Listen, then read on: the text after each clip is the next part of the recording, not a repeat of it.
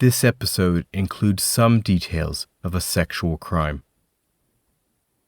Please take care while listening. When we lived in Mississippi, and even here a little bit, he'd take us fishing all the time. He used to take us out to where my grandfather used to fish all the time. We'd go to the little store. He did the same role as my grandfather did for me and my little brother Tim. And we'd go up to T.G. Lee's. We'd get our little candy and our drink. We'd go out there, and there was a couch out there by the edge of the water. And he'd sit there and fish, and we'd sit there quiet, watch him, And I mean, he always interacted with me when he made a point to come see me because he, worked and did all his family life as he needed. So he'd drop by my mom's every day. First thing he'd do is the same thing I always did. We'd snag a bowl of cereal and sit there and talk in the kitchen. And, he'd take us out. Hey, let's go eat. Or, hey, let's go over to my house. Or, we'd just hang at mom's and, just chill out. He was always there when we needed him. We did have our arguments occasionally because essentially, we're the same person. And it sucks because every time I look in the mirror, it's hard for me because we look very similar. He's just darker toned and his hair's black.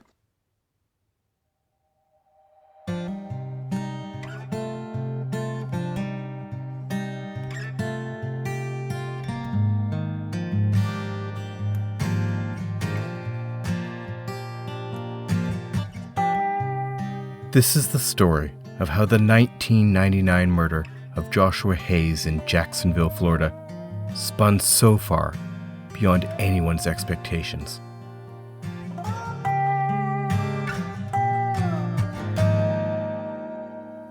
Chapter 2, Gone Fishing. My name is Tristan Stewart-Robertson, and I've been working as a reporter in the UK for more than 20 years. In journalism, the how of a crime is something we have to report. And we have the who. Who was accused of the crime? Phillip Harkins was accused of the murder of Joshua Hayes. And then he disappeared. But there is another who. And that person is central to this story. So who was Joshua Hayes? Josh's family have been very open and honest in talking about their lost brother, lost son. It is never easy, and I'm grateful for their patience in speaking to me, and with my reporting process. We heard first from younger brother Joseph. Josh was the oldest of Patricia's 5 children, followed by Corey, Elizabeth, Joseph, and Timothy. Josh had one son, Josh Jr., sometimes called JJ or Jay. One common thing I learned from his family was Josh's love for fishing. Josh would sit all day at a fishing pond and be content, even if he didn't catch anything. He and his grandfather, Clyde Adrell Hayes, would make their own sinkers when he was growing up in Pascagoula, Mississippi. Today, nobody's entirely certain where that pond might have been. Josh's love for the sport continued when the family moved in 1989 to Mayport, a naval community that's part of Jacksonville. Patricia walked me through the photos and artifacts of Josh she has saved. They fill a corner of her home. One of the pictures is of Josh with a 6-pound-something bass, and the fish is mounted on a wall. That kid would come home. They used to call it Mr. Big Bass. And there were several of them trying to catch that fish out of that pond. Josh would run home every day from school and get his little rod and reel. If he run out of bait that day, he got a can of corn and some bread. And he went over there and he brought it home. Because it was like a little challenge in the trailer park. Who was going to get that fish? And he was so proud, so we had it mounted for him. Josh was the outdoorsman. He would fish every day after school in spots around Mayport. Patricia said Josh would be outdoors instead of playing video games like his siblings. But brother Joseph told me he did play video games, the fishing ones on Sega Genesis. Josh tried to involve his brothers, particularly Corey. Josh was living with Corey when he died. Corey didn't pick up the outdoors skills. Josh tried to take him hunting once, and fishing didn't work. Josh told him he couldn't keep his mouth shut. If you can't keep your mouth shut, you can't catch no fish, Corey said.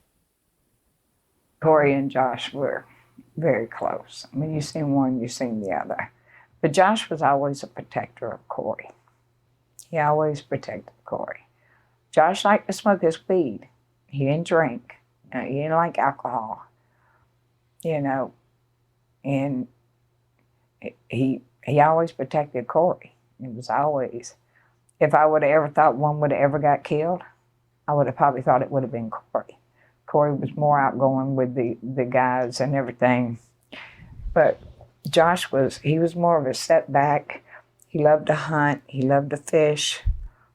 He's more an outdoorsman, which Corey never got into fishing or hunting or anything like that. Josh was a Christmas baby.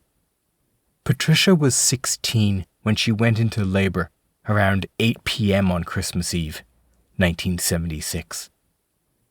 At 4:49 the next afternoon, she gave birth to Joshua Keith Adrell Hayes, carrying one of the names of his grandfather.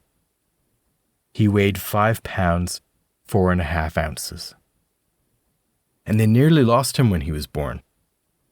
Patricia describes him as a miracle baby. He had a pinhole in his heart. He stayed under the care of a specialist until he was nearly 6, when it closed by itself. There would be appointments in New Orleans. He would get sick all the time with a weakened immune system. He would need antibiotics days before mundane events such as trips to the dentist.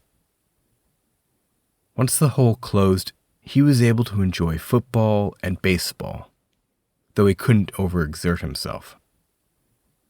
There was shooting and archery too, even with those Coke bottle-thick lenses to his glasses. In 1988, Patricia met U.S. Navy man Robert Gallagher. There was a whirlwind romance, and the family moved the next year when he was posted to Naval Station Mayport.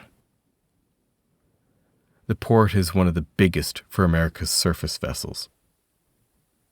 The fishing trailed off after Josh met his girlfriend Tracy at the age of 12. He saw himself as her protector, and he acted as the protector for his siblings. And they were often together. Josh, Corey, and Elizabeth would go rollerblading in Mississippi and then Florida. But Josh was also often on his own, happy in his own company, not in a crowd. He'd go into his mom's place and grab a bowl of Frosted Flakes. Patricia always made sure it was stocked in the cupboard. Josh would hit the kitchen first before sitting with her in the living room, bowl of cereal in hand. Here's Joseph again. What other sort of things do you remember him liking or disliking? Music was a big thing. What kind of music did he? He was big into old country, the old Tim McGraws and the old Garth Brookses and some Johnny Cash, obviously, just pretty much the older country. He also listened to a lot of hip hop, rap, R&B from the 90s. That's pretty much what all of us listened to. That was one of the things my mom taught us at a young age. It doesn't matter what your car looks like, which his never looked great at all. All the ones he ever had were hoopties, They were, you hear them coming down, but it's not because of the music. But she said, it doesn't matter what it looks like as long as it sounds good. He had a car he used to start with a screwdriver. It's pretty funny. We called it the green bean. I don't even remember. It had bench seats. It was the ugliest color of olive green you've ever seen. Man, that car was ugly.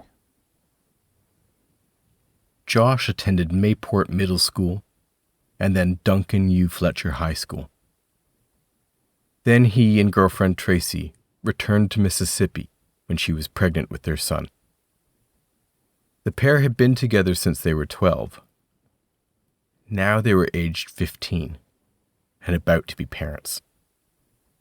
Patricia's mom took custody of Tracy until Josh Jr. was born, at the same hospital as his dad had been 15 years earlier. I mean, I questioned God back then, you know, why would you let a child have a child? But I think after Josh got killed, I got my answer because I got a piece of Josh left behind. You were 16? 16 when I had Josh. So you had an understanding Of what it was like. Yeah.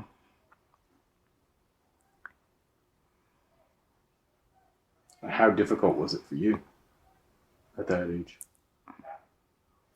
It was difficult, but I mean, it was a decision, you know, I had to make. I do not believe, you know, in abortions, and that was my child, and that was a gift of God to me. And the only thing is, you know, I guess we grow up a lot quicker than the generation today because I took care of my responsibilities.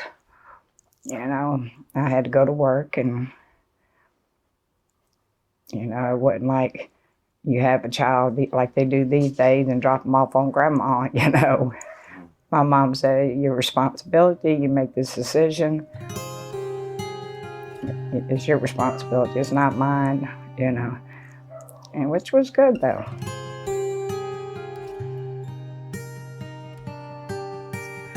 Really made me grow up quick.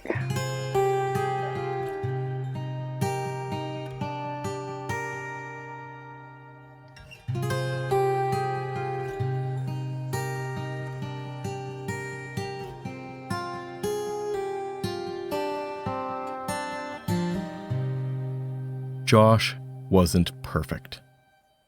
His mother is the first to admit that. Once in a blue moon, he and Corey would play tricks on their younger siblings, or mom. Like when he was maybe 15 or 16, Josh got a dead snake off the golf course after a Walmart picnic and chased his mom into the house and into the bathroom with it. He even threw it under the door.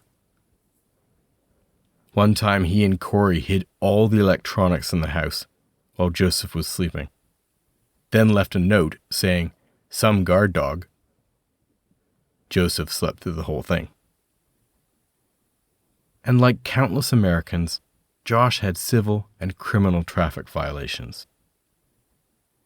He picked up tickets and court proceedings between 1996 and 1998 for offenses such as expired registration, improper taillights, and no seatbelt. Josh might have kept to himself generally, but he also tried to keep Corey out of trouble. Josh had a big heart and tried to be his brother's protector, but that saw him get caught up in trouble himself. In February 1998, Josh was arrested for possession of cocaine. He pleaded guilty within a few weeks. The court imposed probation for 18 months, with special conditions to serve 4 months in Duval County Jail, with credit for 26 days served. He also had to do 100 hours of community service. But he was later picked up for violating his parole. Just before that, Josh, Corey, and another man got involved with 2 underage girls. The men were charged with what was termed sexual battery of a child under the age of 16. Josh was 21. Corey was 19. The other man was 23. Patricia insists they believed the girls to be legal.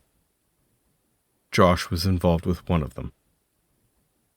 The police summary states the victim had run away from home and met with Josh and the 2 other men. The language used in reporting such crimes has hopefully improved since 1998. At the time in this incident, cops described the victim, a child, as engaging in consensual sex numerous times and being sexually aggressive. Morally and legally, a child can't consent. And Josh pleaded guilty on May 19th, 1999. He was sentenced that day for the sex offense and for violating probation on the drugs charge. He was sentenced on both to about a year in jail, with credit for some time served. He was also sentenced to 100 hours of community service and 4 years of sex offender probation. There is no suggestion anywhere that the battery case had anything to do with Josh's death. So why do I mention it? It is public information, and that public information allows me to report this story in full. But also, on the day Josh pleaded guilty, Phillip Harkins was also in the same Duval County jail. This was in May. In August, they met again at the boat ramp, where Phillip allegedly murdered Josh.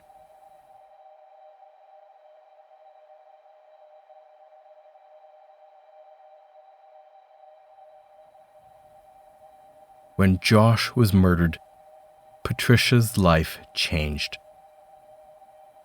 Family was always important to Patricia, even before Josh died. But at Christmas, a time when she should be celebrating Josh's miracle birth, she now just goes through the motions. There are other loved ones to focus on. Patricia just wants to pass that day away. Had Josh lived, he would have met his own granddaughters, Lexi, who is now aged 10, and Jordan, who died at just 6 months. On Christmas Day, Josh's family continued to mark the occasion with his favorite foods, Mexican and pumpkin pie. Patricia's grandchildren decorate her home at Thanksgiving, including a giant Santa statue that sings Merry Christmas and dances when you press a button. Christmas is for those grandchildren. Here's Joseph again. You know, I don't know if my mom's mentioned it or if she would, but Christmas, you know, she does Christmas for the little ones. She doesn't do it for, you know, me or my brothers and sisters. You know, she puts on the biggest front that day, and Christmas just isn't Christmas. You know, Josh was a miracle baby. He was born with a hole in his heart. And, you know, he lived to be 22. So, I mean, that says something. And, yeah, it comes and goes for her. It's a hard day for her to make it through, you know. We all just throw on smiles for the little kids so they can see, hey, happy, joy, Christmas, all this good stuff, and give them a nice Christmas. But, you know, at the end of the day, my mom, she's just a shell. I got my children. I got my grandchildren to think about. And I don't have the heart of Phillip Harkins. My heart isn't cold. I value life. And, you know, I would never, ever even think of putting another family through what our family's been through. Because Josh, he's never recovered. Little Josh, never recovered. You know, his life has just been pure hell. Josh Jr. has struggled ever since his father was killed. Patricia took on raising him when Josh died. She said his son has good days and sometimes avoids the loss. Jay was very, very much knowledgeable. Because like I said, and when we put him into therapy, the counselor asked him to draw him a picture of what he felt happened. And he drew the boat dock. He drew his dad laying on the ground with a guy with a gun. And the guy said, well, where do you feel your dad's at now? He flipped over paper and drew a picture of heaven. His dad sitting on the cloud. And the counselor said, he's very aware to be so young of what happened. I said, well, it could be discussions that he's heard us, talk about and all. He said, but he's very aware of it. He says, he feels his dad's in heaven. Because the first time me and Jay was going down to boat dock, and I'd picked him up from school, and I was asking about his school day, and he goes, Grandma, shh. And I was like, boy, don't tell me shh. He said, no, my dad's talking to me. I said, okay. So we get down to the boat dock, and we're walking around. I said, so, Jay, what was Dad saying to you? He said he told me he was very proud of me, to keep up the good work, to take care of you and Mama, and things would be okay. I said, okay. So, well, that's true. That's what he wants you to do. Well, a couple of weeks later, I passed by his bedroom, and I heard him in there talking. I thought the little girl next door had come over that he plays with. So I opened, cracked, and I looked in there and said, Shelley here? He said, no. I said, who are you in here talking to? He said, I'm talking to my dad. I said, okay. So I just shut the door. When we went to counseling again, I told the counselor, I said, look, I have a concern because in different situations, he's been talking to his dad. And the counselor looked at me, he says, who do we to say that his dad's not talking to him? And I said, I guess we can't. It's not just the memory of Josh everywhere around his family. There have been omens, too, as Patricia calls them. That includes seeing a red cardinal. For some, it's a symbol of a visiting loved one. Josh's son, Josh Jr., and granddaughter Lexi have experienced some of those connections, and others. So has brother Joseph. He said they would be sitting on the couch, and whenever Josh Jr. was visiting, the radio would turn on and volume go up when it went to Hot 101.5. That happened in Josh Jr.'s bedroom, too. Patricia said he told her that at night, his radio would turn on and play his dad's favorite music. Now, me, I do believe in omens. I do. And actually, Bob, he's always one. He never believed in people coming in signs or whatever. Bob called me, he said, he called me at work, he said, your friend's here visiting me. I said, what are you talking about, Bernadette? Because she lives right down the road. He said, no. He said, I never set my radio to music. He said, I just set it to the alarm sound. It just come on and was playing music and shut off. I said, Bob, don't be scared because they're not that. I said, it could be Josh talking to you. It could be Jordan. I don't know. I said, but it's a good spirit. But from then on, Bob's a true believer. But he used to tell me, you out of your mind thinking that, there's signs. And like when I go sit outside, the red cardinals are always coming. They say red cardinals are a sign of a loved one, which I have all kind of them up there. And like Lexi, we have when she was little. It's a little caterpillar, and we found it on the table. I said, well, let's put it in the bush, and it'll grow to be a butterfly. I said, because you know, butterflies, when they fly away, this is a sign of someone from heaven communicating with you. We're sitting out there one day, and this beautiful yellow butterfly flew by. And she goes, there's Joy, there's Joy. She's here visiting me.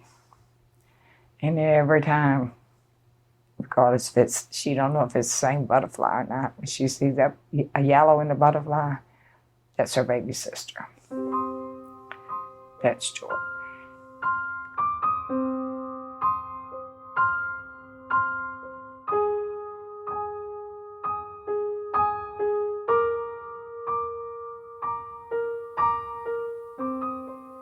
Josh's murder is ever present for his family. But how he died is not what they focus on. Brother Corey has a tattoo of Josh on his right upper arm. Everyone in the family has that true tattoo, as Josh did. Corey told me he sometimes thinks about one Christmas when he was 8 and Josh was 10. They had spent 2 years aspiring to get a Nerf skateboard, and when they got one, they took it to a hill. Josh lay down on the board to go down the hill and hit the ground, skinning his chin. Corey then copied him and skinned his too. But they had wanted that board for so long. Corey can only smile at the memory. I don't think about my brother's death memory. You know, I seen a lot that nobody did see. You know, I seen my brother. I was the second person to see my brother, besides the police officer. And I couldn't believe what I seen.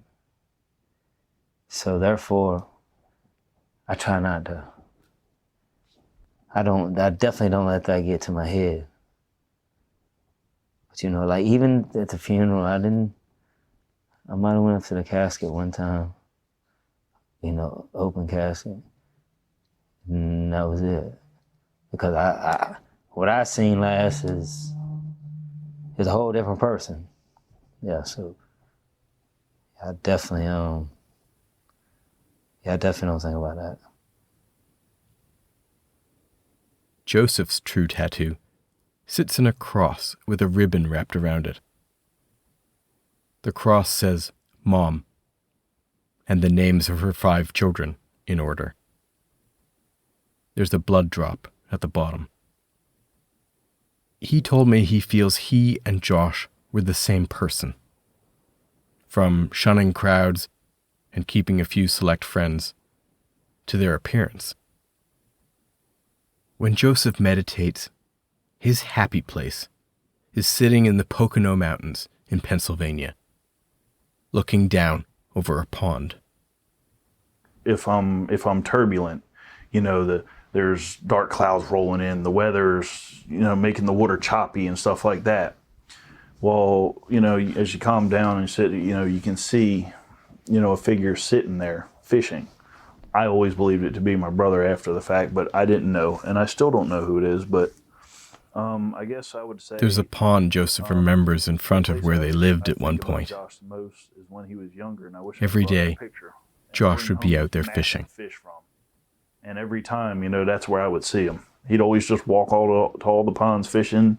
He'd spend the whole day out there, and he'd always come home with a smile, even if he didn't catch nothing. That made him the happiest thing in the world, was to go fishing. So that's where he is for me. It's always at the fishing hole.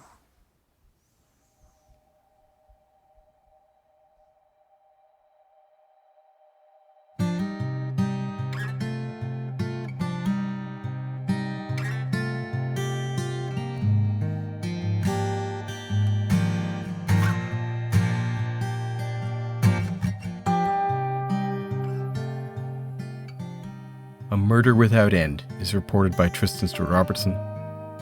Liam Pollock is the producer. Artwork by Jason Skinner.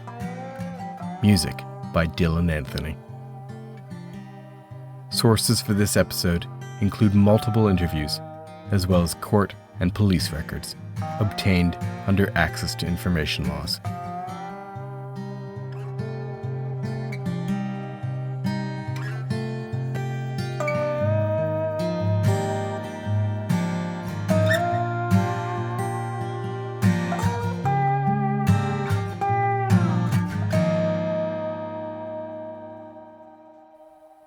Journalism like this might be free to listen to, but it isn't free to make. A Murder Without End was created without any funding. All research, archive audio, voiceovers, and music were sourced and paid for by myself. So if you enjoyed what you heard, please share it with your friends, leave a review, and visit our website, tomorrow.is, to donate what you can. Any support you can spare would be invaluable.